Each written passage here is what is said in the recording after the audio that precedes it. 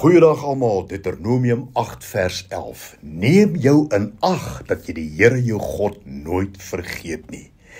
Een van die redes hoekom ons nooit moet vergeet dat hy is jou God nie, lees ons in Jeremia 20 vers 11.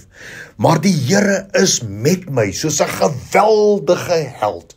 Daarom sal my vervolgers struikel en nie oorwin nie. Hulle staan diep beskaamd omdat hulle nie geslaag het nie. Hy ewige smaad wat nie vergeet sal word nie.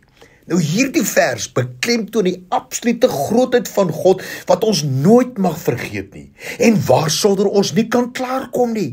Die Here openbaar homself aan jou wat onder alle omstandighede by jou is om jou te help. Hy gebruik hierdie woorde die Here is met jou soos 'n geweldige held. Nou hierdie woorde 'n geweldige held is in Hebreëus Jahweh, Gibor, Arietz, wat soos volg vertaal kan word.